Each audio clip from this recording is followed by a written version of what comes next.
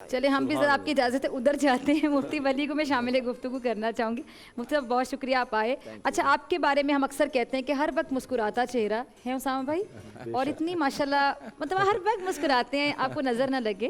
اچھا یہ جو میں یہیں سے ایک سوال جوڑنا چاہوں گی کہ جب اولاد ماں باپ کو جو کرتا دیکھتی ہے تو اولاد میں آٹومیٹکلی وہ چیزیں آتی ہیں. اب فار ایگزامپل ماں باپ اگر گھر میں لڑائی کریں گے تو بچے میں غصہ ہوگا. ماں باپ اگر کسی کی چگلی کریں گے تو بچے چگلی کی عادت خود سیکھیں گے. اس دن میں پروگرام میں کہہ رہی تھی کہ چھوٹی چھوٹی باتیں شاید ہم ان کو بھی نہیں کہہ سکتے کہ وہ غلط کہہ رہے ہیں, شاید کبھی پتہ نہیں چلتا جاننے میں. جیسے فادر کہتے ہیں اکثر کہ جی میرا دوست آیا ہے دروازے پہ تو کہہ دو بیٹا کہ پاپا گھر پہ نہیں ہے. بچہ ایز اٹ از کہہ دے گا پاپا کہہ رہے میں گھر پہ نہیں ہوں, کیونکہ وہ معصوم ہے. تو بچے کو اپنے جھوٹ کی تربیت دے دی اگر دیکھا جائے تو, آپ کو نہیں پتہ چلا, انٹینشن نہیں تھی لیکن پھر بھی دے دی نا. تو اب جس سے آپ مسکراتے ہیں ماشاءاللہ, تو آپ کی مسکراہٹ دیکھ کے آپ کے بچے بھی اس طرح مسکراتے رہیں گے. تو ماں باپ سے تین بیٹے ہوئے تین مسکرا ماشاءاللہ دیکھیں نا. تو ماں باپ سے سوال یہ کہ ماں باپ سے بچے جو ہیں وہ جو تربیت کا حصہ ہوتا ہے ماں باپ کے اپنے اعمال بھی, اور بچے ان کے کہے بغیر سیکھ رہے ہوتے ہیں. ڈاکٹر فضا, اسامہ بھائی, میں شکر گزار ہوں آپ دونوں کا کہ آپ سب کو ہنساتے بھی ہیں, اور سب وہ جو تم مسکراؤ تو سب مسکرائے والی بات ہے نا. واہ واہ بے شک. جس بات کی طرف آپ نے اشارہ کیا, بعض مرتبہ آپ کے سوال کے اندر بہت اہم پہلو ہوتا ہے جس پر فوکس کرنے کی ضرورت ہوتی ہے.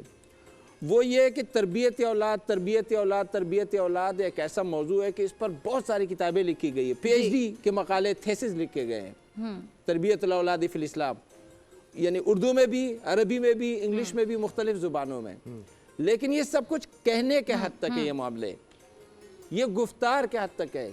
آپ کے سوال کے اندر جو پہلو ہے وہ کردار کا ہے کہ ہم گفتار کا, تو جو اقبال نے کہا ہے نا کہ گفتار کا تو غازی بن سکا, کردار کا غازی مطلب پریکٹیکلی بتانا ہے آپ نے کر کے. پریکٹیکلی میرے بچوں کو یہ اندازہ ہونا چاہیے کہ میرے ابو یا میرے کوئی بھی ابو ہو, وہ جھوٹ نہیں بولتے ہیں, وہ دغا نہیں کر دیتے ہیں, وہ فراڈ نہیں کرتے ہیں, وہ وعدہ خلافی نہیں کرتے ہیں, وہ اخلاقیات کے دائرے کو کراس نہیں کرتے ہیں, وہ حدود کو کراس نہیں کرتے ہیں.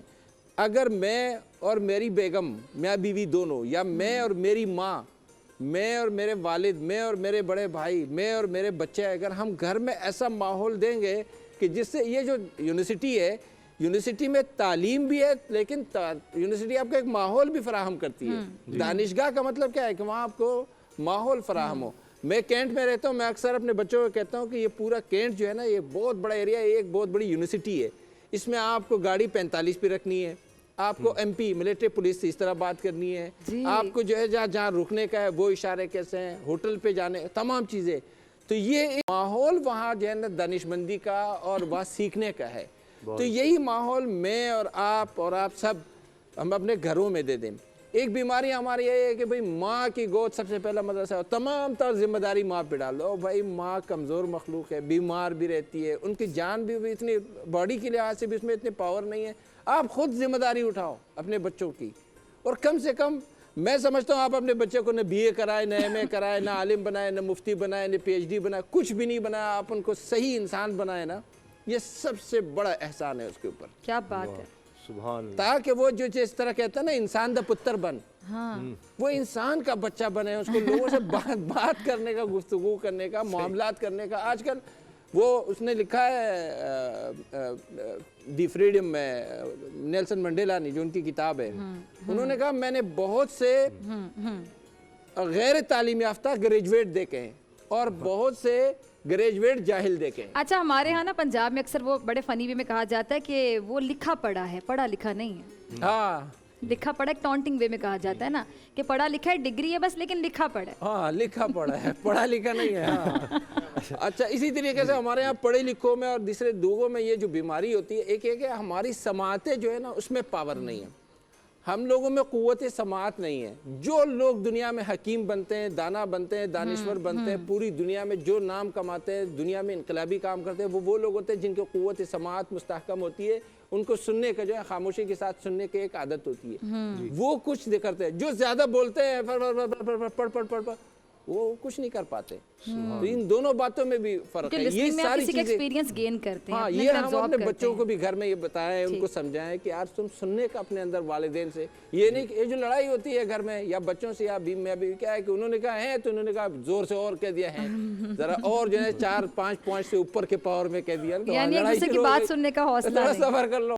ए नूरे खुदा नूरे बसीरत की तलब है, रमजान का सदका तेरी रहमत की तलब है। मख्फी हैं इसी माह में रहमत के करीने, गर्दाब से निकले हुए बख्शिश के सफीने, गोया है तेरे इश्क में हम सब बराबर, मजलिस को तू गुलदस्ता फिरदौस बना दे। रिंदों को सनाए शहलौलाक पिला दे, तू शम्मे कलम को यदे बैज़ाई अता कर। बच्चों को तो इफ्तार में तस्नीम अता कर। रमजान मुबारक की खुसूसी नशरियात रमजान में बोल, सिर्फ बोल एंटरटेनमेंट पर। रमजान में बोल